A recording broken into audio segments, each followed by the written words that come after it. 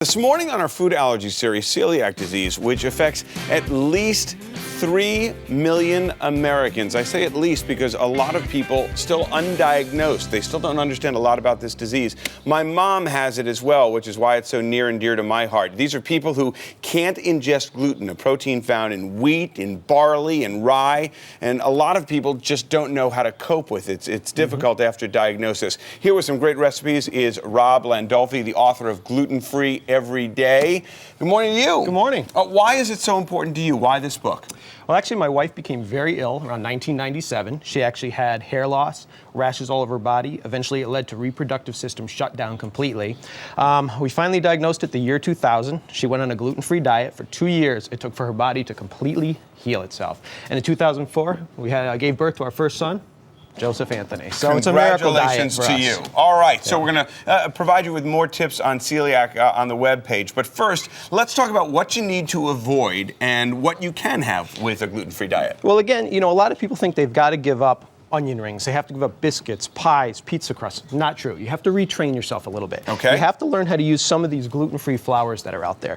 White rice flour, brown rice flour, sorghum flour, and some of the starches, tapioca starch, corn starch, and of course, good old xanthan gum. Can it taste the same? Can it taste good? And what are we going to make? It can taste good. This is what we're going to do. We're going to do onion rings. Okay. This is a little tapioca flour in here. And what I always tell people, chili powder, is you want to over-season. Cumin, cayenne pepper, a little bit of salt.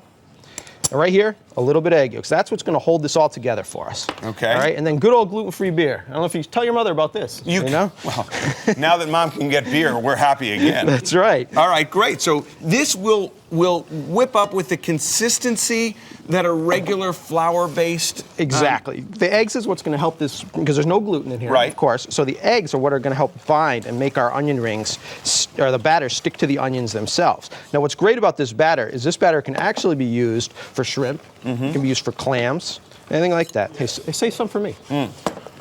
We just want to mix that up. There it is. Let's have this segment be a half an hour. And there's about 6 or 7 gluten-free beers out there on the market today, and they're actually all really, really decent. Okay, so just let's just show this consistency for 1 second. It's a nice batter, right? It's a beautiful batter. All right. So couple onions in there. Right.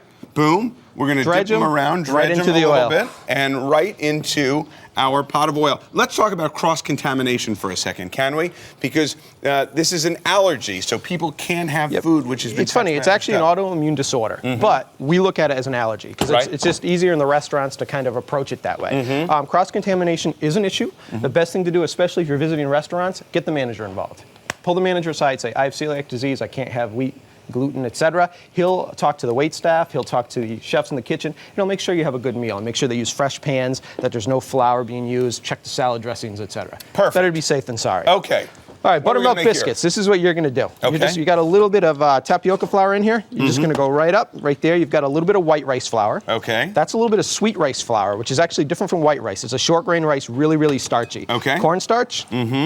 And potato starch. And potato starch, which is a lot of breads used. Exactly. Right? Potato starch and starches are what are going to hold it together. Okay. Here. All right, what you got right there is you've got a little bit of baking powder. Okay. A little bit of xanthan gum. Xanthan gum. A little baking soda. A little bit of this. A little bit of salt and sugar. A little bit of that.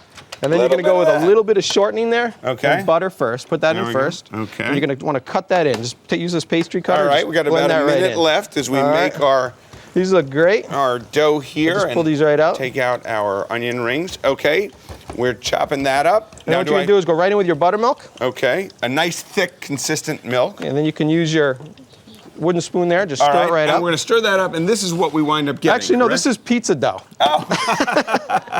We just put this out there to show you that it's actually a dough. It's not a batter. It's got a great smell. Well, you mix this up. You form it. Then what you're going to do is you just take your ice cream scoop, just like so. Come on in, guys.